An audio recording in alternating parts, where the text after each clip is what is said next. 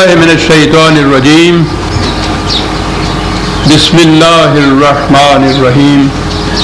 عزیزان من، آج جون 1983 کی 10 تاریخ ہے اور درس قرآن کریم کا آغاز سورہ الحشر سے ہو رہا ہے 59/1۔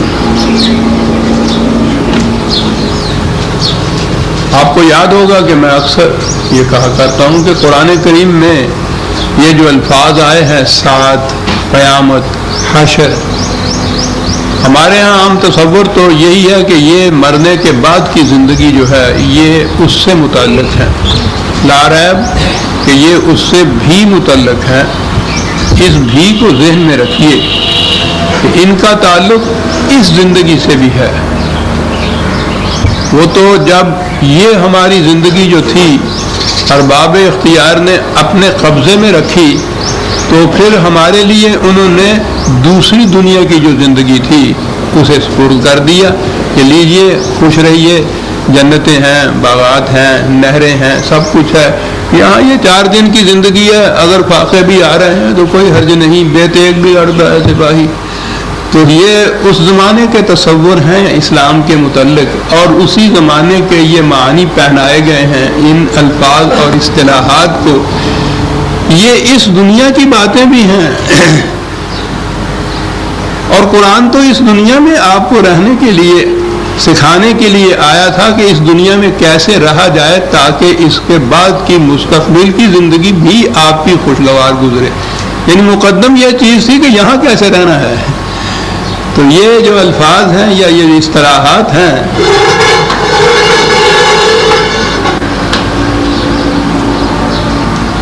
اس میں نے عرض کیا تھا قیامت قیامت سے اٹھ کھڑے ہونا، لیکن وہ جو آخر میں ایک تے لگی ہوئی ہے عربی زبان کے قاعدے کی روح سے، اس کے معنی ہوتا ہے کہ جو کسی کے سان گمان میں بھی نہ ہو اس طرح سے کوئی اٹھ کھڑا ہو۔ یہ خالص انقلاب کا تصور ہے، اور یہی ہوا تھا وہاں جب صدر اول میں قرآن پہ عمل جو کیا گیا ہے۔ یہ قوم جن بیچاروں کی کیفیت یہ تھی کہ کھجوروں کی گٹھلیوں پہ گزارا ہوا کرتا تھا، پانی کی تلاش میں مارے مارے پھرا کرتے تھے، یہ اس طرح سے اٹھ کھڑے ہوئے کہ رومت الکبریٰ اور ایران جیسی تہذیبیں صدیوں سے جو مسلسل چلی آ رہی تھی الٹ کے رکھ دیا انہوں نے۔ یہ قیامت برپا کی گئی۔ یہ جو صورت ہے جس کو میں نے ابھی عرض کیا ہے اس کا نام ہی الحشر ہے۔ یہ وہ حشر نہیں جو مرنے کے بعد کی ہے، یہاں کی حشر کے متعلق یہاں گفتگو کی گئی ہے۔ حشر کے معنی ہوتا ہے جمع ہونا، اکٹھے ہونا، میدان جنگ میں جمع ہونا، اور پھر شکست خوردہ قیدیوں کو کسی طرح ہانک کر لے جانا۔ یہ جنگ کا ذکر ہے یہاں، جس سورت کا نام الحشر ہے۔ نبی اکرم صلی اللہ علیہ وسلم مدینہ تشریف لائے تو یہاں کے مالیات پر یہودیوں کا تسلط تھا۔ یہ یہودیوں نے شروع سے ہی اپنی یہ روش، مار کھا رہے ہیں، پٹ رہے ہیں، خانہ بدوشی ہے، کہیں ٹھکانہ نہیں، وانڈرنگ جوز ہیں، لیکن جہاں بھی گئے انہوں نے دیکھ لیا کہ انسان کی رگ جان جو ہے یہ معاش کے اندر ہے۔ روٹی اپنے قبضے میں ان کو رکھو، پھر اس کے بعد یہ سلطنت ان کی ہو، مملکت ان کی ہو، حکومت ان کی ہو، کچھ نہیں بگڑتا۔ آج بھی ساری دنیا میں حکومتیں بڑی بڑی طاقتوں کی ہیں، ان کو سپر پاور ساری دنیا کہتی ہے، حقیقت میں سپر پاور ایک ہی ہے دنیا کے اندر، اور وہ یہودی۔ اور انہوں نے شروع سے ہی اپنے لیے یہ روش، یہ مسلک، یہ نسب العین قرار دیا تھا۔ مدینے میں، مکے میں تو یہ پنپ نہیں سکتے تھے کہ قریش کعبے کے متولی ہونے کی وجہ سے برسر اقتدار تھے۔ مدینے میں ان کی آبادی بھی کافی تھی، اور وہاں کی یہ معاشیات کا جو شعبہ یہ ان کے قبضے میں تھا۔ اس لیے یہ جب ہجرت کر کے حضور وہاں تشریف لے گئے تو ان کے لیے مشکل کا سامنا ہوا۔ مشکل کیا تھی؟ کون سی چیز تھی جو بہت ناگوار گزرتی تھی ان کو؟ سورہ توبہ میں ہے، وہاں بھی ان کا سارا ذکر آیا ہے۔ کہا یہ کہ یہ ان کو بات بڑی ناگوار گزرتی ہے کہ یہ مدینے کے مسلمان خوشحال کیوں ہو گئے ہیں. ہر سرمایہ دار کو یہ بات ناگوار گزرے گی کہ مخلص اور محتاج خوشحال کیوں ہو گیا ہے. آپ اندازہ لگائیے قرآن کریم 4 لفظوں میں کتنی بڑی حقیقت کہہ جاتا ہے. آپ اپنے اسی تصور کو ریکور کرنے کے لیے سازشیں کرتے تھے. اس قسم کی قومیں ہمیشہ سازشیں کرتی ہیں, ان کے کبھی نہیں یہ ساتھ آتے. بدر کی جنگ میں جو نازک ترین لمحہ آیا ہے اس امت کے اوپر, نوزائیدہ امت مہاجروں کی قسم کی مدینے میں آ کے بسی ہوئی, بے سر و سامان, اور ادھر سے قریش یورش کر کے پورے اہتمام اور انتظامات کے ساتھ ہجوم کر کے آ گئے مدینے میں. ان کو ابھی بیٹھنے کو بجالوں کو فرصت بھی نہیں ملی تھی. وہ کیسے آگے کیا ہو رہا تھا, یہ یہودی ان کے ساتھ سازش کر کے ملے ہوئے تھے. وہاں انہیں شکست ہوئی تو اس کے بعد انہوں نے یہاں اندر ہی مدینے میں قبائل کو اپنے ساتھ ملانا شروع کیا. یعنی وہی سازشیں, زیر زمین سرزشیں, وہی کمینہ حرکتیں, پسماندگی. کھل کے میدان میں آنے والی بات نہیں ہے. جو کھل کے میدان میں آتا ہے دشمن کی حیثیت سے, اس سے نپٹ لینا کچھ مشکل نہیں ہوتا. مشکل یہ مارے آستین ہوتے ہیں حقیقت. تو اس کے بعد انہوں نے مدینے میں ان کے 2 مشہور قبیلے تھے, بنی قریظہ اور بنی نذیر. تو ان میں سے بنی نذیر نے کچھ زیادہ ہی سرکشی شروع کر دی. تو پھر ان کی مدافعت کے لیے امت مسلمہ کو اٹھنا پڑا, جماعت مومنین کو اٹھنا پڑا ان کے مقابلے کے لیے.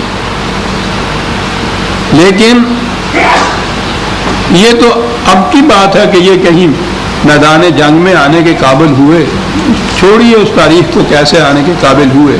یہ میدان میں کھڑے نہیں ہو سکتے تھے. چنانچہ یہ سامنے آئے تو فوراً ہی شکست کھائی. لیکن نبی اکرم صلی اللہ علیہ وسلم کی کشادہ نگہی ملاحظہ فرمائیے. انہیں صرف یہ کہا گیا کہ تم یہاں سے چلے جاؤ, ہمارا پیچھا چھوڑ دو, تم باز نہیں آؤ گے اپنی خصلتوں سے. تو چنانچہ یہ اس شکست کے بعد یہ قبیلہ خاص طور پر کچھ ان میں سے شام میں آ گئے اور کچھ خیبر میں چلے گئے. تو پھر خیبر میں سے جب ان کو نکالنا پڑا ہے تو وہ جنگ خیبر بھی مشہور ہے. اور پھر حضرت عمر رضی اللہ تعالیٰ عنہ کے زمانے میں ان کو پھر عرب سے ہی دربدر کر دیا گیا, ملک بدر کر دیا گیا. پھر اس کے بعد ان کا نام و نشان وہاں نہیں رہا. جبھی وہ پھر 4 دن امن اور چین کی زندگی انہوں نے بسر کی. تو یہ صورت جو ہے اس کا آغاز ہی اسی سے ہوتا ہے.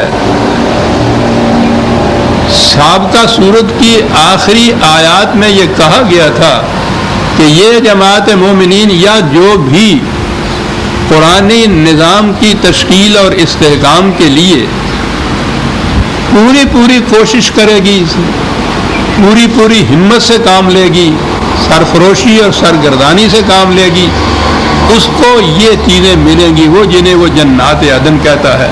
یہ حزب اللہ ہیں, یہ ہر حزب شیطان کا مقابلہ کریں گے. یہاں سے وہ بات ختم ہوئی اور اگلی صورت کی ابتدا ہو گئی. سبح للہ ما فی السماوات و ما فی الارض وهو العزیز الحکیم. یہ انسانوں کی دنیا کی بات ہے جو ہم کہہ رہے ہیں کہ بڑی کریڈیٹیبل چیز ہے. یہ جو اس طرح سے اس مقصد کے حصول کے لیے سرگردان پھر رہے ہیں, سبح تسبیح, آپ کو معلوم ہی ہے. کہا یہ بات ٹھیک ہے یہ کر رہے ہیں, لیکن یہ کوئی انوکھی بات نہیں, کائنات کی ہر شے یہ کر رہی ہے. اور اس تسبیح کا نتیجہ کیا ہے جو جماعت مومنین نے کی؟ نتیجہ یہ ہے کہ هو الذی اخرج الذین کفروا من اہل الکتاب من دیارہم. ان کی اس تسبیح کا نتیجہ, آپ سوچ رہے ہیں کہ تسبیح کا نتیجہ ہمارے یہاں تسبیح کا نتیجہ تو تمہیں پتا کی ہوں ہے.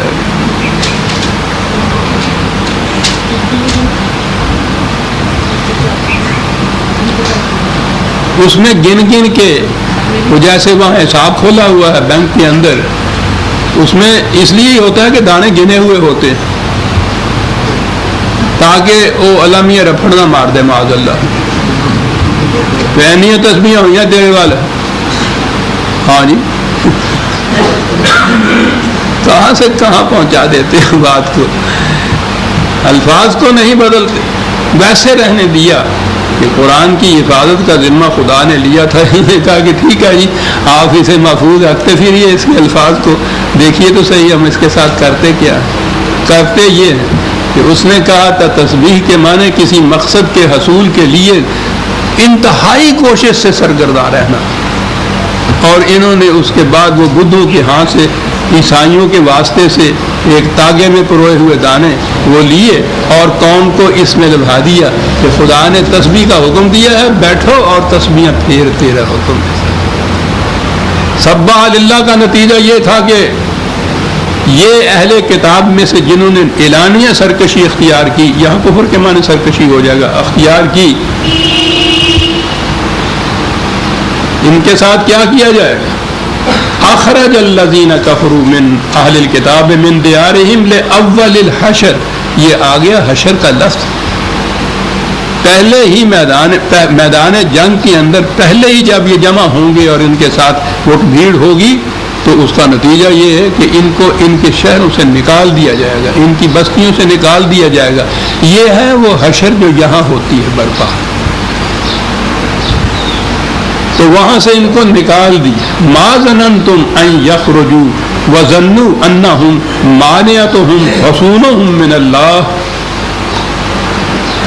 یہ سمجھتے یہ تھے کہ ہم نے جو اپنے قلعے بنا رکھے ہیں، محفوظ دیواریں کھڑی کر رکھی ہیں، ہمیں یہاں سے کوئی نہیں نکال سکتا.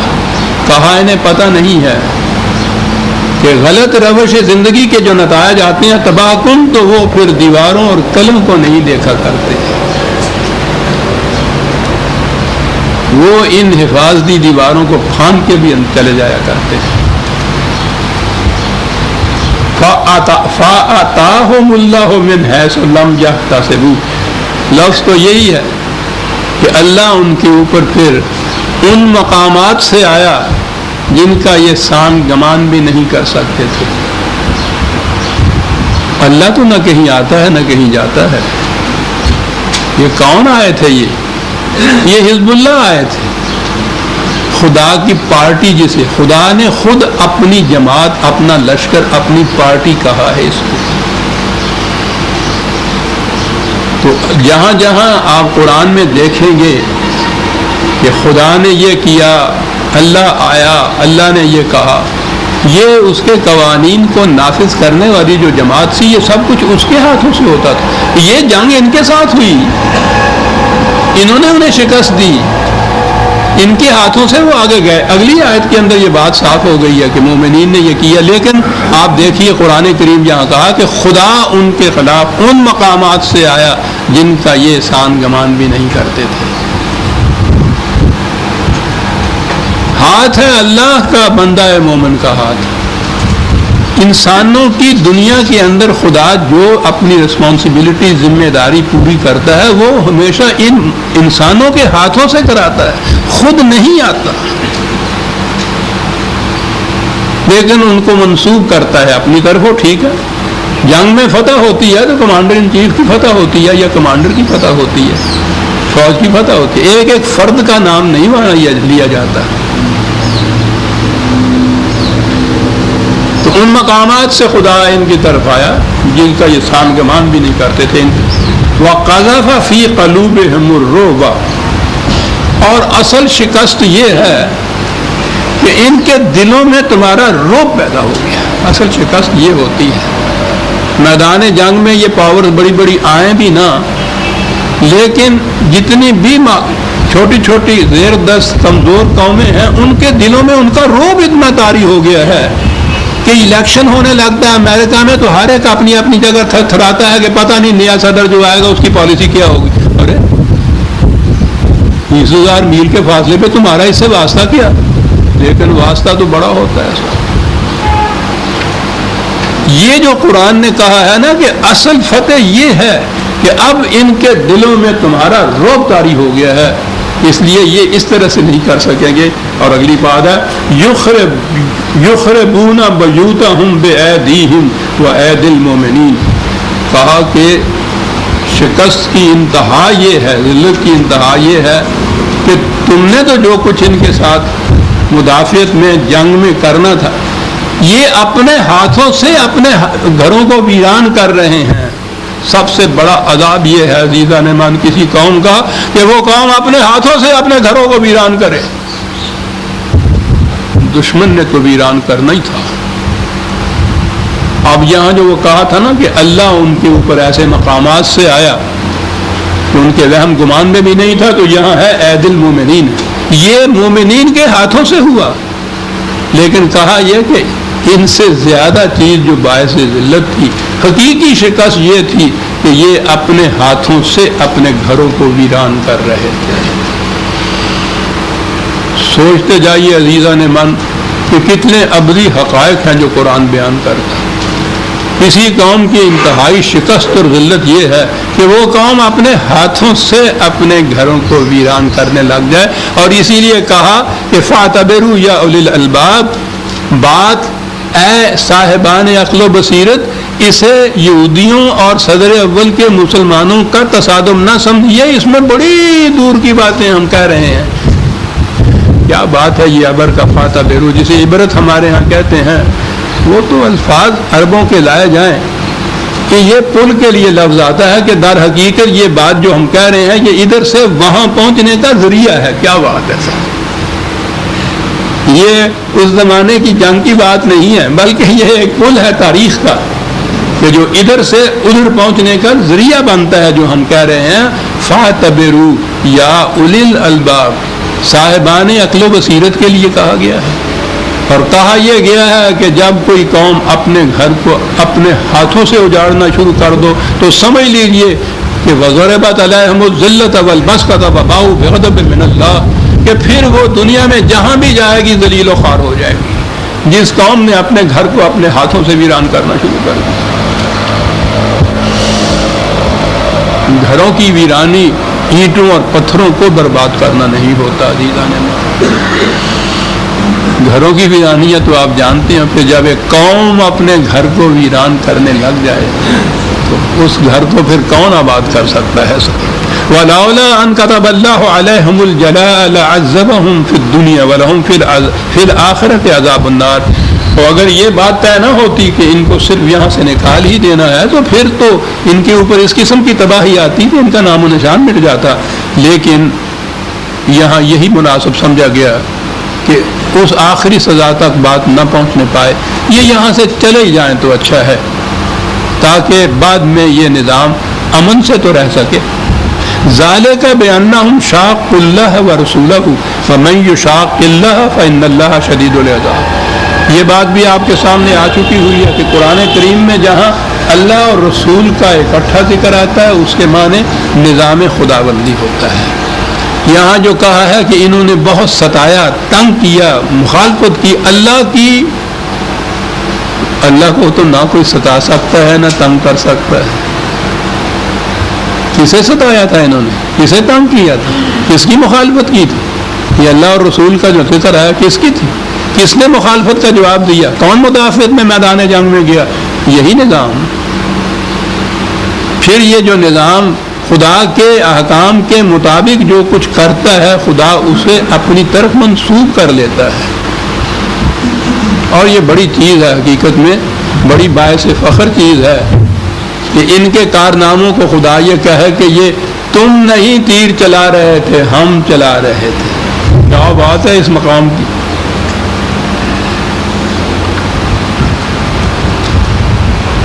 ما قطعتم من لینۃ او ترکتموها قائمۃ علی اصولها فباذن اللہ ولیخزی الفاسقین. جنگ کا میدان تھا، اس کے لیے تو پھر جو بھی اسٹریٹجی اختیار کرنی چاہیے وہ کی جاتی ہے اور وہ کی گئی تھی.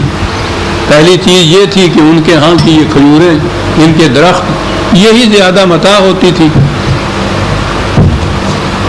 اسی کے سہارے کے اوپر یہ قومیں جو تھیں وہاں معاشی طور پر آگے ہوتی تھی. تو پہلی چیز یہ تھی کہ ان کے درختوں کو کچھ کاٹنا پڑا، بعض کو کاٹنا پڑا، بعض کو اسی طرح سے رہنے دیا گیا. اب یہ کہا گیا ہے کہ یہ سب کچھ تم بإذن اللہ کر رہے تھے. آپ کے لیے یہ بات سمجھنا کچھ مشکل نہیں ہوگی، کیونکہ آپ اب اس مسلسل درس سے یہ سمجھ گئے ہیں کہ یہ اذن اللہ جب کہا جائے گا اس کے معنی ہوں گے قانون خداوندی کے مطابق. لیکن ہمارے ہاں تو ان تنکوں کے پل بنا کر اس پہ سے ہاتھی گزارتے رہتے ہیں. آپ کو یہ معلوم ہے اور بار بار تفصیل میں جانے کی ضرورت نہیں کہ آپ احباب مسلسل یہ کچھ سنتے چلے آ رہے ہیں کہ وہ جو عقیدہ ہے کہ ایک تو وہ وہی جو قرآن کریم کے اندر آ گئی، اور اس کے بعد ایک عقیدہ وضع ہوا ہمارے دور ملوکیت میں کہ ان کے ان کارناموں کے لیے وجہ جواز مل جائے کہ ایک اور بھی وہی تھی رسول اللہ پہ وہ آیا کرتی تھی، وہ قرآن میں نہیں ہے. اس کا انتخاب امام بخاری نے کیا تھا. مثلہ ما ہو، اس کے قرآن کے مثل قرآن کے ساتھ. اور پھر جب اس قسم کی چیزوں پہ یہ احباب بحث کرنے کے لیے آتے ہیں تو عجیب عجیب دلیلیں دیتے ہیں. معاف رکھیے مجھے اس لیے یاد پڑتا ہے کہ میں ان وادیوں سے گزرا ہوا ہوں. یہ ان کا ایک اعتراض ہوتا تھا کہ اگر وہ یہ نہیں آیا، دوسری وحی نہیں آتی تھی تو یہ جو قرآن نے کہا ہے بإذن اللہ کہ خدا کے اذن سے، خدا کے حکم سے وہ ان کھجوروں کو کاٹ رہے تھے یا میدان جنگ میں یہ کچھ کر رہے تھے، تو بتائیے قرآن میں کہاں لکھا ہے؟ یہ اس وحی کی روح سے نہیں ہے. تو یہ ایک دوسری جو وحی تھی نا، یہ اس کی وجہ ہے. یعنی دلائل ملاحظہ فرمائیے کہ اس قسم کے دیے جاتے تھے. اس لیے کہ جب قرآن کو ایک طرف اٹھا کے رکھ دیا جائے تو پھر جو دلائل دی میں ہے قرآن پہ نگاہ ہی نہیں ان کی ہوتی. ان کو معلوم ہو جاتا قرآن کریم نے اصولاً جہاں جنگ کرنے کے لیے اجازت دی ہے، جنگ کی جتنی آگے ڈیٹیلز اور تفصیلات ہوں گی وہ اس اجازت کے تابع آ جائیں گی. اب بھی جہاں آدمی کو حکم دیا جاتا ہے کہ جاؤ وہاں حملہ کرا ہو، تو وہاں پھر جو ڈیٹیلز اس کی ساری ہوتی ہیں وہ اس حکم کے تابع خود آ جاتی ہیں. الگ الگ نہیں ہوتا ہاتھ سپاہی کو کہنا کہ اب حکم دیا جاتا ہے تم گولی چلاؤ، حکم دیا جاتا ہے تم بیٹھ جاؤ، اب حکم دیا جاتا ہے تم پیچھے آؤ. جرنیل حکم دے دیتا ہے، کمانڈر ان کے لیے جو ہے اس کا اجرا کرتا ہے. جو کچھ وہ پھر اس کے لیے کرتے ہیں وہ جو اصل حکم ہوتا ہے تابع اس کے آ جاتا ہے. کہا کہ صاحب یہ اذن اللہ کا بتاؤ. میں نے کہا جی بہت اچھا ہے. جو سب سے پہلے جنگ کرنے کی اجازت دی گئی تھی وہاں اللہ تو علیم و حکیم ہے نا، اسے تمہارے اعتراض کا پتہ تھا. اس نے یہ لفظ استعمال کیا اذن للذین یقاتلون بانہم ظلموا، کہ جو لوگ اب حد سے بڑھ گئے ہیں تمہاری مخالفت میں، اللہ اذن دیتا ہے تمہیں کہ تم ان کے خلاف جنگ کرو. میں نے کہا یہ اذن ہے وہ جس کے تابع یہ جنگ ہوئی اور جنگ کی ساری ڈیٹیلز اس کے تابع آ گئی. اب آپ ایک ایک بات کے لیے کہیں گے کہ اس کی گولی کے لیے اذن اللہ کہاں ہے، اس کے بڑھاوے کے لیے اذن اللہ کہاں ہے؟ وہ تو اذن موجود ہے پہلے سے اصولاً. یہ جتنے یہ جنگ لڑی گئی وہ اذن ہے خدا کا جس کے متحد اس نے دیا، اور پھر اس نے کچھ شرائط مقرر کی، کچھ اصول مقرر کیے، ان کے مطابق یہ کرتے رہے. اتنی جنگیں لڑی انہوں نے، تو ہر جنگ کے لیے الگ الگ تو پھر اذن نہیں تھا. اس کی اسٹریٹجی تو نبی اکرم صلی اللہ علیہ وسلم نے اور جو بھی وہاں کے جرنیل اور کرنیل تھے، سپہ سالار تھے، انہوں نے اپنی بصیرت کے مطابق مقرر کی. یہ تھا اذن اللہ کے مطابق. وما افاء اللہ علی رسولہ منہم فما اوجفتم علیہ من خیل ولا رقاب ولکن اللہ یسلط رسولہ علی من یشاء واللہ علی کل شیء قدیر. آپ کو یاد ہوگا شاید میں نے مال غنیمت کے متعلق کہا تھا، بہت بڑا انقلاب یا اصلاحی تدبیر جو قرآن، انقلابی اصلاحی تدبیر جو قرآن نے اٹھائی جنگ کے سلسلے میں، وہ مال غنیمت کی صورت ہے. عربوں کی معیشت کا مدار ہی غنیمت پہ تھا. شاید آپ کو یاد ہو اب کہ یہ لفظ غنیمت کیا ہے. ان کا مال سارا یہ بھیڑ بکریاں ہوتی تھی، بھیڑوں کو غنم کہتے تھے. تو یہ غنم جو ان کے ہاں دشمن کا ہاتھ آتا تھا، ان کو بھیڑ بکریاں ہاتھ آتی تھی. وہ بھیڑ بکریوں کا لفظ غنم، وہاں سے لفظ بنا غنیمت. اب وہ اس کے بعد وہ غنیمت کے اندر بھیڑ بکریاں ہی نہیں، پھر تو مال و دولت اتنا کچھ آنا شروع ہوا.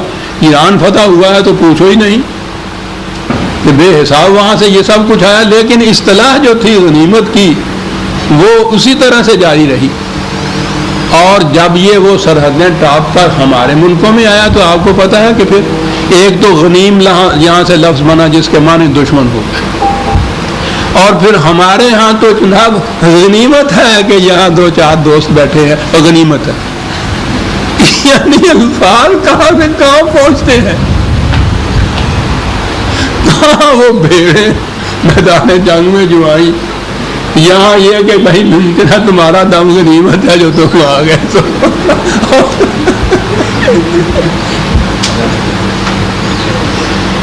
اسی لیے عزیزہ رحمان میں نے جو بنیاد رکھی، بہرحال پتہ نہیں زندگی کتنے دن باقی ہے، عرض کر دوں 50 سال سے جو کر رہا ہوں کہ قرآن کے معنی، الفاظ کے معنی وہ سمجھو جو نزول قرآن کے زمانے میں عرب جو معنی لیتے تھے. غنیمت کے وہ معنی لو جو وہ لیتے تھے، اپنے ہاں کی غنیمت نہ لو. یہ ہے قرآن کے سمجھنے کا طریقہ، اور یہ ہے اس کی حفاظت کی ذمہ داری کا ایک شعبہ کہ یہ انہوں نے لاکھ ان معانی میں تبدیلیاں کی. نزول قرآن کے زمانے میں عرب جو ان سے معانی لیتے تھے وہ بھی محفوظ ہیں عربوں کی شاعری کے اندر، اور وہاں سے سمجھ میں بات آتی ہے کہ قرآن کہتا کیا ہے. میں کہہ رہا تھا کہ بہت بڑی تبدیلی یہ کی عربوں کی معیشت کا دار و مدار غنیمت پہ تھا. اب ظاہر ہے کہ جب یہ مدار ہو تو وہ جنگ جتنی زیادہ لمبی چلے، جتنا زیادہ عرصے تک رہے، اتنی ان کے آگے معاوضہ. جنگ اگر بند ہو جائے تو وہ تو روٹی بند ہو جاتی تھی ان کی. تو یہ جسے کہتے ہیں نا آنے بہانے، یہ جنگ چھیڑتے ہی رہتے تھے. اور پھر ہوتا یہ تھا کہ جو کسی کے ہاتھ میں آ جائے وہ اس کا. جذبہ محرکہ جنگ میں جانے کا مال غنیمت یا لوٹ کا مال جسے ہم کہتے ہیں، یہ ان کی معیشت تھی. جنگ کی ابتدا بھی پہلی جنگ سے پہلے یہ بات جو تھی، انہی عربوں سے یہ کہا کہ مال غنیمت لوٹ کا مال نہیں ہے جو کسی کے ہاتھ میں آئے وہ لے جائے. ایک سوئی تک کوئی سپاہی نہیں ٹچ کرے گا. یہ سارا مال مملکت اور نظام کا ہے، وہ تقسیم کرے گا ضرورتوں کے مطابق. پہلا اصلاحی انقلاب. پوچھتے ہیں نظام معاشی جو ہے قرآن کا کیا ہے، وہ تو ایک ایک قدم پہ بتاتا ہے کہ وہ کیا ہے. پہلی اسلام میں بتایا کہ یہ نظام کیا ہے. ذریعہ آمدنی مال غنیمت تھا. اب ان سپاہیوں کو جو صدیوں سے اس کے خوگر چلے آ رہے تھے کہ جنگ میں جو کسی کے ہاتھ آئے، خاص طور پر جو کسی کو قتل کرے اس کا تو سب کچھ ہی اس کا ہو جاتا تھا، انہیں یہ کہنا کہ ان میں سے ایک پائی بھی تمہاری اپنی نہیں ہوگی. وہ جذبہ محرکہ جو جنگ کا تھا وہ پہلے ختم کر دیا. تو ایک بلند ترین جذبہ محرکہ پیدا کیا تو یہ ختم ہو سکتا تھا نا. ورنہ سیدھی بات تھی کہ اگر ہم نے وہاں لوٹ کے مال میں سے کچھ لینا نہیں تو ہمیں کیا پڑی ہے کہ وہاں جاتے پڑے، گھروں میں اچھے بیٹھے ہوئے ہیں. گئے ہیں تو اس شان کے ساتھ گئے ہیں تو جو ایک عاشق سوئے دار جاتا ہے گھر سے نکل کے، یوں یہ گئے میدان جنگ میں اور جذبہ محرکہ ختم کر دیا پہلے دن. ایران کا مال غنیمت جب آیا ہے، ایران کا 1000 سال کا جمع شدہ وہاں کا، ان عربوں کے تو جیسے کہتے ہیں دیدے پھٹ گئے. ان کے ذہن میں نہیں آ سکتا تھا کہ یہ کیا کچھ، اور وہ سارے کا سارا وہاں سے مرکز میں بھیجا گیا مدینہ میں باب خلافت میں، اور اس کے ساتھ خط لکھا سپہ سالار نے، عمر بن عاص نے، نہیں کہ سعد بن وقاص تھے والے، عمر بن عاص کا مصر والے تھے. انہوں نے ساتھ خط لکھا تھا کہ اس مال کو دیکھ کے آپ بہت خوش ہوں گے، لیکن خوش ہونے کی بات اس سے الگ کچھ اور ہے۔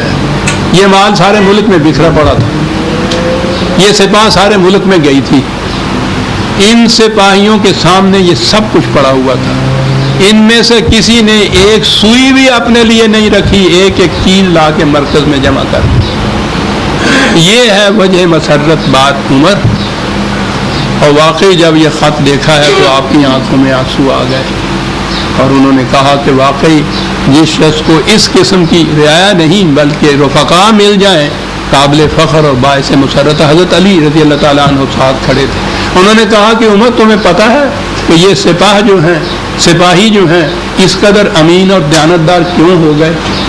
کہنے لگے بتائیے، کہنے لگے کہ اس لیے کہ تم امین اور دیانتدار ہو۔ ان کا تو ایک ایک نقش قدم تاریخ میں مرتب کر جاتا ہے عزیزان امان۔ اتنی سی بات آپ دیکھ لیجئے، ابدی حقیقت ہے اس کے اندر، جیسے تم ہو گئے اسی قسم کے یہ ہوں گے۔ تو پہلی چیز تو یہ کی تھی انہوں نے، مال غنیمت کا جو کشش اور جذبہ تھا جنگ لڑنے کا وہ ختم کر دیا، اور جنگ کا جذبہ محرکہ تاکہ اللہ کی بات غالب آ جائے، یہ جذبہ محرکہ تھا۔ تو پھر یہ اتنا زیادہ قوی جذبہ ہونا چاہیے تھا نا کہ وہ جو جذبہ ہے اس سے پست رہ جائے، اس کے نہ ہونے کے باوجود یہ اس طرح سے میدان جنگ میں ایک ایک جنگ میں 82 جنگیں قریباً حضور کے اس 7 سال کے عرصے کے اندر چھوٹی اور بڑی ہوئی تھی۔ پہلی چیز تو یہ کی، تو یہ تو مال غنیمت تھا۔ اب یہاں آیا ہے کہ یہ ایسا مال ہے جہاں جنگ نہیں ہوئی، وہ چھوڑ کے چلے گئے تھے، اس کے لیے الگ ایک اصطلاح ان کے ہاں مال فے اس کو کہتے تھے۔ ویسے تو ایک انفال بھی ہے، وہ سورہ انفال 8ویں سورت جو ہے، لیکن مال فے یہ ہے جو یہاں آیا ہے کہ جو جنگ کیے بغیر ہی دشمن چھوڑ جائے اپنا کچھ، وہ بھی اسی طرح سے مملکت کے حصے۔ یہاں بھی وہی چیز آ رہی ہے، یہ جو ہے یہ کہا کہ یہ سارے کا سارا جو یہ جتنا بھی آیا ہے یہ سارا مملکت کی تحویل میں جائے گا، سپاہی نہیں یہ لے سکے۔ ما افاء اللہ علی رسولہ من اہل القری فللہ، پہلی چیز جس کو کہی کہ یہ سب اللہ کے لیے ہو جائے گا۔ تو میں نے عرض کیا نا کہ قرآن یہ جو ایبسٹریکٹ چیز ہے نا اللہ کی، اس کو نہیں وہ رہنے دیتا، اس کے معنی کچھ نہیں ہوتے، کہاں جا کے دے اللہ کو؟ اس نے تو خود بتا دیا ہے کہ جب ہم کہیں کہ ہمیں دو تو مراد کیا ہوتی ہے، وہ سورت جو آتی ہے جس میں کہا ہے کہ جو تم یہ کاشت کرتے ہو، زمین میں فصلیں پیدا کرتے ہو، اس میں دیکھ لو کہ کتنا حصہ تمہارا ہوتا ہے، تم تو محنت کرتے ہو صرف اس میں، اور یہ جتنے باقی چیزیں جن پہ دار و مدار ہے تمہارے بیج کے فصل بننے کا، یہ سورج کی گرمی، یہ پانی بادلوں کا، یہ ہوائیں، یہ زمین، یہ تو سارا ہمارا ہے۔ تو تمہارا اور ہمارا یہ مشترکہ کاروبار ہوا، یہ ہے وہاں کہا گیا کہ جب یہ فصل آئے تو بھائی ایماندار کاروباری کی طرح یہ ہونا چاہیے نا کہ تم اپنا حصہ لے لو، محنت کا معاوضہ تو تم لے لو، اور باقی جو چیزیں یہ مفت ہم نے دی ہیں یہ ہمیں دے دو۔ تو پوچھا گیا کہ صاحب یہ تو ہم نے لے لیا، یہ جو آپ کا حصہ ہے کسے دے دیں؟ مولوی صاحب تو کہیں گے کہ ہمیں دے دو، اللہ کے نمائندے۔ پوچھا کسے دے دیں؟ کہا بھوکوں کو دے دو، ہمیں مل جائے گا، ہمیں مل جائے گا۔ کہا کہ یہ سارا جتنا مال ہاتھ آیا ہے، یہاں کہا فللہ وللرسول، وہی اللہ اور رسول کے لفظ، نہ یہ رسول کی ذات کے لیے تھا، نہ یہ اللہ کے پاس پہنچنے کے لیے تھا، کایا کے لیے تھا؟ لذی القربیٰ، میدان جنگ میں جو گئے ہیں کچھ ان میں سے شہید ہو گئے ہیں، کچھ مصیبتوں میں ان کے عزیز رشتے دار بے یار و مددگار رہ گئے، محتاج رہ گئے، یہ ان کا حصہ ہے۔ والیتامہ، جو تنہا رہ گئے ہیں معاشرے کے اندر، یہ ان کا حصہ ہے۔ والمساکین، جن کے چلتے ہوئے کاروبار رک گئے ہیں، یہ ان کا حصہ ہے. اور پھر آگے بڑھے وابن السبیل، راہ چلتا مسافر بھی تمہاری مملکت میں سے گزرتا ہو اور محتاج ہو جائے، اس کا بھی اس میں حصہ ہے. ہمارا حصہ یوں بٹے گا، اس طرح سے بٹا کرتا تھا وہ حصہ. کہا یہ ہم نے یہاں ایک اصول معاشیات کا عزیزان من پھر آ گیا، ابدی حقیقت. کہا یہ مال اتنا آیا تھا، اسے خود رسول نے اپنے لیے بھی نہیں رکھ لیا، تمہارے لیے بھی یہ صورت نہیں کی کہ جس کا لوٹ کا مال ہے جس کے ہاتھ میں آ جائے. یہ جو ہم نے چھوٹے چھوٹے حصے کر دیے ہیں، کاہے کے لیے؟ یہ ہے وہ اصول کہ لا یکون دولۃ بین الاغنیاء منکم. اکنامک پرنسپل یا اصول معیشت یہ ہے کہ دولت صرف اوپر کے طبقے میں ہی گردش نہ کرتی رہے، ساری مملکت میں اسے گردش کرنا چاہیے. یہ اصول 4 لفظوں میں عزیزان من. ہمارے ہاں تو کسی کو یہ پڑھی نہیں کہ ان کو دیکھتا پھر، اور پھر وہ دیکھیں اس لیے بھی نہیں کہ اس سے تو ان کے مفاد پہ زد پڑتی ہے. ملوکیت کے دور کے اسلام میں تو اوپر کا طبقہ ہی سب کچھ ہوتا ہے. یہاں یہ کہہ رہا ہے کہ ہم نے اس لیے اس طرح بانٹ دیا ہے اس کو پوری رعایا کے اندر یا پورے افراد معاشرہ کے اندر، رعایا کا لفظ بھی نہیں آنا چاہیے، بانٹ دیا ہے تاکہ یہ نہ ہو کہ یہ مال اوپر کے طبقے میں ہی گردش کرتا رہے. یہ تو خون کی طرح پورے جسم میں گردش کرے گا. اگر خون کسی ایک مقام پہ پورے کا پورا رک جانا تو ایک طرف رہا عزیزان من، اس کا ایک ذرہ ایٹم کے برابر رک جائے جسے تھرمبوسس کہتے ہیں تو موت واقع ہو جاتی ہے. یہ قوموں کی موتیں اس لیے واقع ہوتی ہیں کہ یہ جو ذریعہ زیست تھی یہ چیزیں وہ کسی خاص طبقے میں رک جاتی ہیں، سارے بدن میں گردش نہیں کرتی. لا دولۃ بین الاغنیاء منکم. کہا پھر اب تقسیم ہے، وما آتاکم الرسول فخذوہ وما نہاکم عنہ فانتہوا. تقسیم جو ہو رہی ہے مملکت کی طرف سے ہو رہی ہے. سربراہ مملکت اپنے لیے بھی کچھ نہیں لے رہا، وہ دے رہا ہے ضرورتوں کے مطابق. عزیزان من یہ جو موافق کیے گا.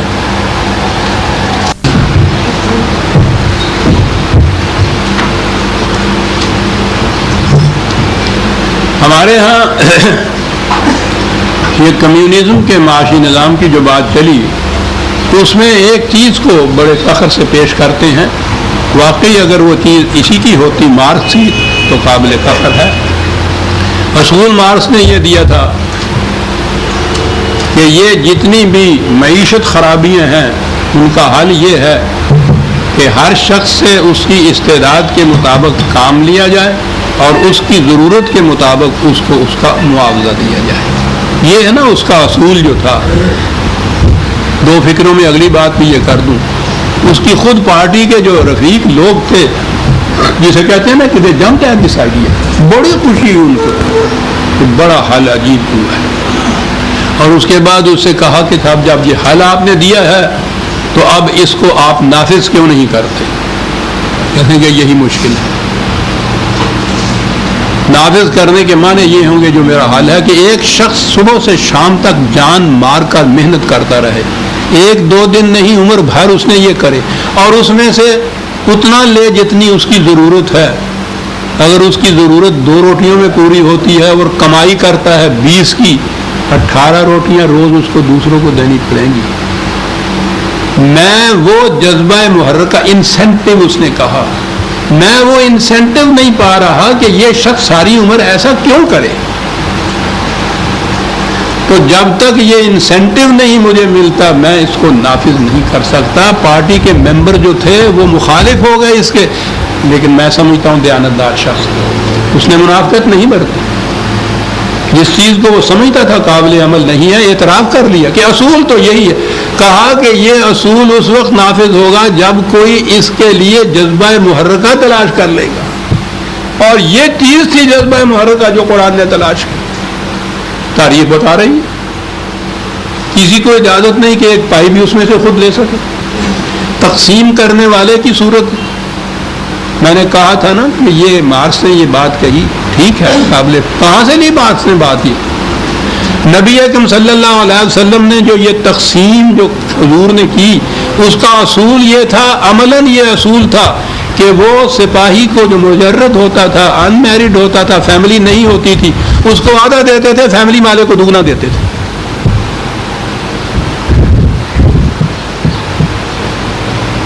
یہی تھی وہ تقسیم, یہی تھا تقسیم کا اصول, جو کہ حضور کے بعد بھی حضرت ابو بکر صدیق کا تو وہ قول موجود ہے. اس اصول کے مطابق یہ تقسیم ہوتی تھی مملکت کی, ضروریات کے مطابق.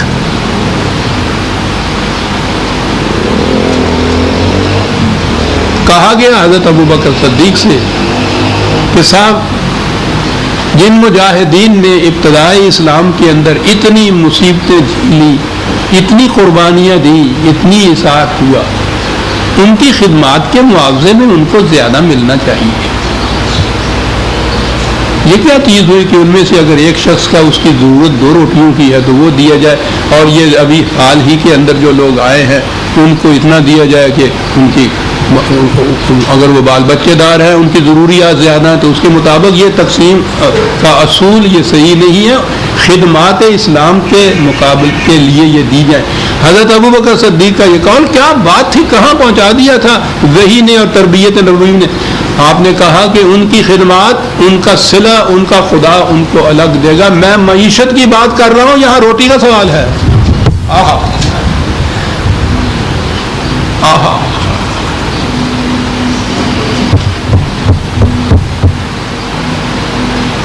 اس کہا کہ ما آتاکم الرسول فخذوہ وما نہاکم عنہ فانتہوا. ان کی سمجھ میں نہیں آ رہا تھا. یعنی آپ سوچئے کہ کہاں سے اس قوم کو اٹھا کے کہاں لے گئے ہیں. یہ اصول کہ دولت اوپر کے طبقے میں جمع نہ ہوتی ہے, مملکت کے ہاتھ میں آتی ہے, وہ تقسیم کرتا ہے, تو وہ ان کے تصور میں بھی نہیں آتا کہ صاحب جنہوں نے خدمات زیادہ کی ہیں ان کو تو زیادہ ملنا چاہیے. ان کا یہ خدمات کا معاوضہ نہیں ہے, وہ اور جگہ ہوتی ہے. یہ ضرورت کہنا پڑا کہ یاد رکھو, پھر یہ اصول نیا نیا تمہیں لگے گا, لیکن جو کچھ رسول دے دل کی رضامندی سے اس کو قبول کر لو. جو چیز وہ تم سے روک لے دل میں گرانی نہیں تمہیں گزرنی چاہیے. جو رسول دے اس کو لو, جس سے روکے اس سے رک جاؤ. اور ابھی ابھی جو میں نے عرض کیا ہے نا کہ وہ جو آیا کرتی ہے بعض, وہ دوسری وحی کی حدیثوں کی, اس میں اسے بھی پیش کیا کرتے ہیں کہ خدا نہیں صاحب جو رسول دے وہ لو, اور جو جس سے روکے رسول رک جائے. تو گویا یہ تو رسول کے احکام کی بات ہے. ان کی کیفیت یہ ہوتی ہے لوگوں کی, یا تو ان بیچاروں نے قرآن کبھی کھول کے دیکھا نہیں ہوتا, کہیں سے سن پائے یہ 4 لفظ. یہ ہمیشہ آیتوں میں سے کچھ ٹکڑے لے کے اپنی مرضی کے اتنا حصہ پیش کرتے ہیں.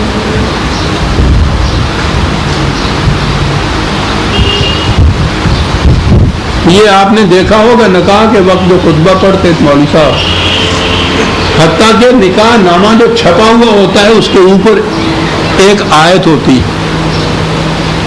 یہ جو ایک سے زیادہ بیویوں کی قرآن کریم کے اندر ایک اصول سے دیا ہے, وہ سورہ نساء کی آیت شروع یہاں سے ہوتی. وَإِنْ خِفْتُمْ أَلَّا تُقْسِطُوا فِي الْيَتَامَى,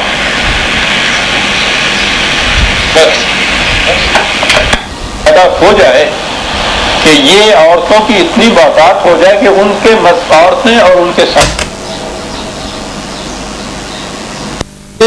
ان کا کوئی اور منصفانہ حل نہ تلاش کر سکو. یہ پہلے ہے. اگر یہ صورت پیدا ہو جائے تو اس کے لیے مملکت سوچ سکتی ہے کہ وہ ایک سے زیادہ بیویوں کی اجازت دے دے. یہ ہے جی پوری آیت.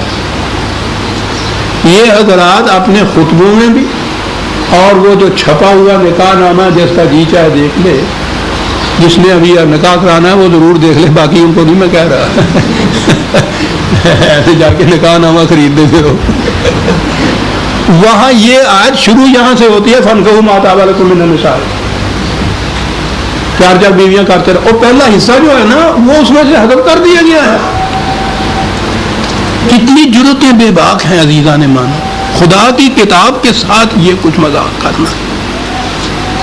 کوئی اور دلیل نہیں مل سکی ان کو ایک سے زیادہ بیویاں کرنے کی. تو کہیے قرآن میں قیمیں ہیں جگہ تو نکاح کرو تم جو اچھی لگے بیویاں عورتیں، یہ 2 2 3 3 4 4 اتنا ٹکڑا، پہلا ٹکڑا حذف ہے.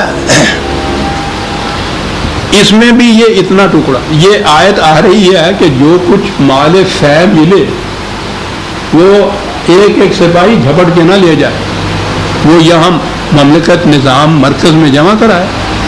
یہاں تقسیم اس طرح سے ہوگی کہ یہ مال اوپر کے اوپر ہی گردش نہ کرتا رہے.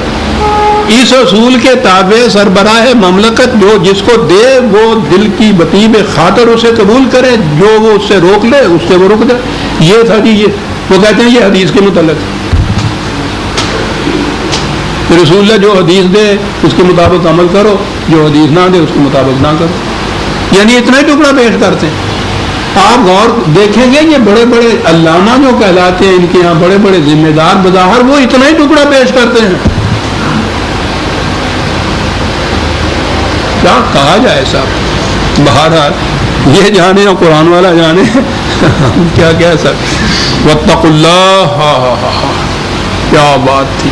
یہی بات ہے جو نہیں رہی درمیان میں. ڈرو اس سے جو کچھ تم حرکتیں کرتے ہو. ان اللہ شدید العقاب، اس کی گرفت بڑی سخت ہوتی ہے. حذر ہے چیرہ دستاں، سخت ہے فطرت کی تعبیر، بڑی سخت. بلکہ گرفت ہی نہیں، کسی کا پیچھا کرنا ہوتا ہے. مفرور مجرم کو جس طرح سے پکڑتے ہیں نا، یہ عقاب وہ چیز ہوتی ہے. جاؤ تو کہاں جاتے تھے؟ جا نہیں کہیں سکو گے سر، اس کے ہاتھے سے باہر نہیں نکل سکو گے تم. پھر آگے آئے کہ کن کا حصہ ہے یہ؟ للفقراء المہاجرین الذین اخرجوا من دیارہم واموالہم یبتغون فضلا من اللہ ورضوانا وینصرون اللہ ورسولہ اولئک هم الصادقون. یہ ان کا حصہ جو پہلے بتایا. اور یہ جو مہاجر آئے ہیں سب کچھ اپنا وہاں تیاگ کر چھوڑ کر یہاں آ کے اس اسرت کی زندگی بسر کرتے ہیں. آ کے بیٹھے ہی ہیں اور میدان جنگ میں جانا پڑ گیا، سب کچھ چھوڑ دیا. لگا ان بیچاروں کا کچھ حصہ ہے اس کے اندر. یہ ضرورت کے مطابق ہے جو کچھ دیا جائے گا. وہاں سے یہ نکالے گئے اپنے گھر بار سے، سب کچھ چھوڑنا پڑا. کاہے کے لیے؟ یہ بات نہیں تھی کہ یہ وہاں رہ نہیں سکتے تھے. یبتغون فضلا من اللہ ورضوانا، یہ چاہتے یہ تھے کہ قوانین خداوندی سے ہم آہنگی کی زندگی بسر کریں. اس کے لیے یہ سب کچھ اس نے قبول کیا. تو یہاں اگر یہ کسی طرح 4 پیسے آ گئے ہیں مملکت کے پاس تو ان بیچاروں کا پہلا حصہ ہے. کیوں؟ اولئک هم الصادقون، یہ ہیں جنہوں نے اپنے عمل سے اپنے ایمان کو سچا کر دکھایا ہے. ایک تو وہ تھے جو وہاں سے آئے. والذین تبوؤا الدار والایمان من قبلہم یحبون من ہاجر الیہم ولا یجدون فی صدورہم حاجۃ مما اوتوا. کیا بات! الگ یہ تو آنے والے ہیں، سب کچھ چھوڑ کے آ گئے اس اسکیم کو، خدا کے پروگرام کو کامیاب بنانے کے لیے، بروئے کار لانے کے لیے. اور یہ مدینے کے اندر بسنے والے یہ نسبتاً غریب لوگ تھے، کاشتکار تھے. کہا ان کی یہ کیفیت کہ ابھی وہ یہاں پہنچے نہیں ہیں. انہوں نے سن پایا کہ اس طرح سے وہ لوگ آنے والے ہیں تو انہوں نے گھروں کے دروازے کھول دیے اپنے. جو کچھ پہلی چیز تو یہ تھی کہ جو کچھ کسی کے پاس اس کی ضرورت سے زیادہ تھا وہ سارا اس نے دے دیا. اتنی بات ہی نہیں عزیزان من، قرآن جو انقلاب برپا کرتا ہے وہ تو اس سے آگے جاتا ہے. یؤثرون علی انفسہم ولو کان بہم خصاصہ، خود تنگی میں گزارا کر لیا، ان کی ضرورتوں کو پہلے پورا کر دیا ہے. یہ انقلاب یہ قلب کا انقلاب ہے. یہ انسینٹیو کی وجہ سے ہو سکتا ہے. کوئی مشینری، کوئی قانون دنیا کا یہ نہیں کر سکتا. عزیزان من، کیا مثال دی ہے، وَمَنْ يُوقَ شُحَّ نَفْسِهِ فَأُولَٰئِكَ هُمُ الْمُفْلِحُونَ. آؤ تمہیں بتائیں پیاس کس کی بجھتی ہے. ایک لفظ قرآن کا آگے آتا ہے، یوقَ شُحَّ.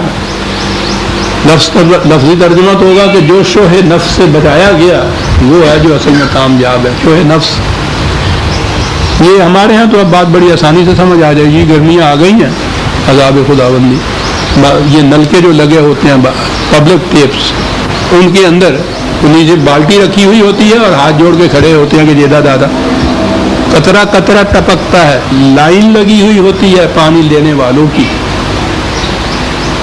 کہا اس میں بڑی کشش ہوتی ہے پیچھے والے کو کہ جلسہ سے مجھے مل جائے, میری بالٹی آگے چلی جائے.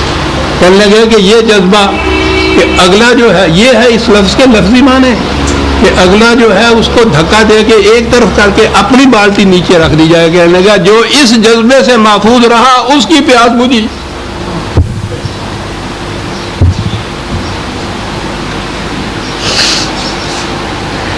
لوگ آسان سمجھتے ہیں مسلمان ہونا, یہ شہادت جو ہے الفت میں قدم رکھنا ہے, اپنی پیاس پر دوسرے کو ترجیح دینے والے, شوہ نفس سے بچنے والے. یہ ہے عزیزان من کمیونزم وہاں کیا پہنچ سکے.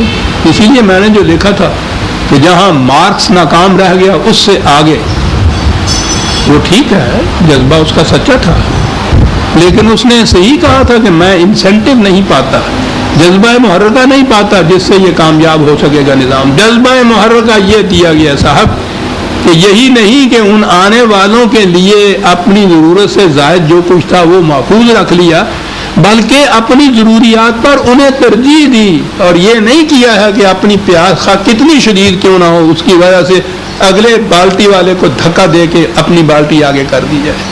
یہ نہیں ہے. یہ ہوئے مہاجرین انصار. عزیزان من قرآن کریم نے مہاجرین اور انصار ہی کو یہ نہیں کہا کہ وہ رضی اللہ عنہ و رضوا عنہ, خدا ان سے راضی ہوا, وہ خدا سے راضی ہوئے, ان کے لیے جنات ہیں, ان کے لیے مغفرت ہے, رزق کریم ہے, بلکہ یہ کہا کہ ان کے بعد بھی جو آئے اسی نقش قدم پہ چلنے والے جو تھے ان کے لیے بھی یہ کچھ ہے. تو یہ تو نبی اکرم صلی اللہ علیہ وسلم کی زندگی میں, ان کے زمانے میں, صدر اول میں جتنے بھی یہ جماعت مومنین کے تھے ان سب کے لیے قرآن یہ بتاتا ہے, ہر ایک کے لیے, کسی کی استثناء نہیں ہے. اور ہمیں اس کی بھی ضرورت نہیں ہے کہ ہم یہاں بیٹھ کے فہرستیں مرتب کرنی شروع کر دیں کہ کون کون تھا. ہمیں کیا ضرورت ہے کہ ان کے نام لے کے یہ کہے, ہمیں معلوم ہے یہ کہ تمام کے تمام مہاجرین انصار اور ان کے بعد بھی جو جذبہ ایمان سے ان کے ساتھ شامل ہوئے, قرآن ان کی شہادت دیتا ہے, تصدیق کرتا ہے. ان کو وہ کہتے ہیں یہ مومن حقہ تھے, یہ سب کے سب پکے سچے مومن, خدا ان سے راضی, یہ خدا سے راضی, جنت ان کے لیے لکھ دی گئی, مغفرت ان کے حصے میں آ گئی, یہ سب کے لیے. تو ہمارا تو ایمان یہ ہے, قرآن ہم سے یہ ایمان کے طور پہ منواتا ہے, ہم استثناء نہیں اس میں کر سکتے کہ فلاں سچا مومن تھا, فلاں پکا مومن نہیں تھا. اور یہ تو ہمارے ذمہ نہیں لگایا قرآن نے. مجھے کہا یہ ہے کہ اس کا واسطہ ہی نہیں, یہ لوگ اپنے وقت میں گزر گئے, جو کچھ انہوں نے کیا تھا وہ ان کے لیے تھا, جو تم کرو گے وہ تمہارے لیے. ولا تسألون عما كانوا يعملون, ہم تم سے پوچھیں گے ہی نہیں کہ انہوں نے کیا کیا. یہ تمہارے نصاب میں ہی نہیں, ٹیکسٹ میں ہی نہیں ہے یہ کتاب, اس پیپر میں یہ بات آئے گی نہیں. یہ کہتے ہیں جی پتہ کیا ہے اس کا, آؤٹ آف ٹیسٹ بھی تو آ جاتے ہیں سوال. 1000 برس سے یہ قوم آؤٹ آف ٹیسٹ جو سوالات ہیں نا انہی کے حل کرنے میں لگی ہوئی ہے, اور ٹیسٹ کا پتہ ہی نہیں کہ کہاں چلا گیا اتنا, اور ہر امتحان میں فیل ہو رہی ہے. باتیں یہ چل رہی, شخصیتوں کی باتیں. قرآن کہتا ہے ہم پوچھیں, خدا کہتا ہے عزیز رحمان ولا تسألون عما كانوا يعملون, ہم بالکل نہیں پوچھیں گے کہ انہوں نے کیا کیا تھا. یہ کہتے ہیں کہ صاحب کیا پتا ہے, تمہارا پوچھ بیٹھو تو پھر ابھی تو تیار ہو کے جانا. یہ توار ہی نہیں ہے اللہ کی. وہ کہتے ہیں ہم نہیں پوچھیں گے.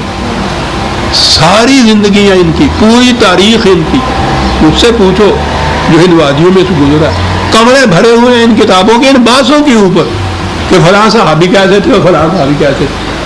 کہا کے لیے یہ سارا کہ یہ جزو ایمان. وہ کہتا ہم پوچھیں گے ہی نہیں تم سے. اب پوچھو اس طالب علم کو جس نے اتنی محنت کی ہو اور وہ کچھ پڑھ کے جائے امتحان میں جو وہاں سوال ہی نہیں آنا پھر کیا ہوگا؟ والذین جاؤوا من بعدهم یقولون ربنا اغفر لنا ولاخواننا الذین سبقونا بالایمان ولا تجعل فی قلوبنا غلا للذین آمنوا. بعد میں بھی آنے والے جو ہیں وہ یہ ان کی دعا ہوئی کہ یا اللہ یہ جو پہلے گزر گئے ہیں وہ بڑے اچھے لوگ تھے، ایمان کے ساتھ گزر گئے، تیری مغفرت کے ساتھ گزر گئے. اور کہا یہ کہ یا اللہ ان کے متعلق ہمارے دل میں کدورت نہ پیدا ہونے دے. جو سامنے مومن ہیں انہی کی متعلق یہ بات نہیں ہے، وہ جو گزر گئے ہیں ان کے متعلق بھی دعا یہ ہے کہ ان کے متعلق ہمارے دل میں کدورت نہ کہیں پیدا ہو جائے.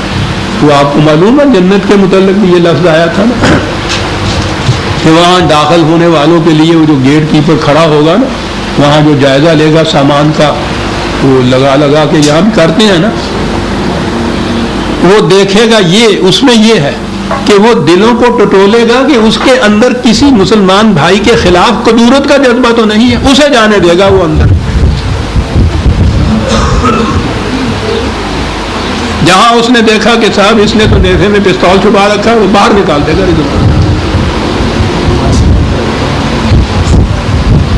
یعنی وقت زیادہ ہو گیا. نہیں میں نے کہا ہے کچھ وقت یا ختم ہو گیا. اچھا انکا رؤوف الرحیم.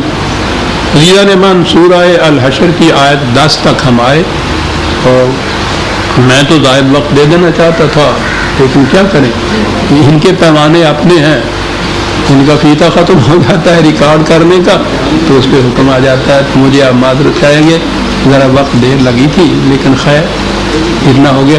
تو ہم سورہ الحشر کی آیت 11 سے اگلے دن میں ملیں گے.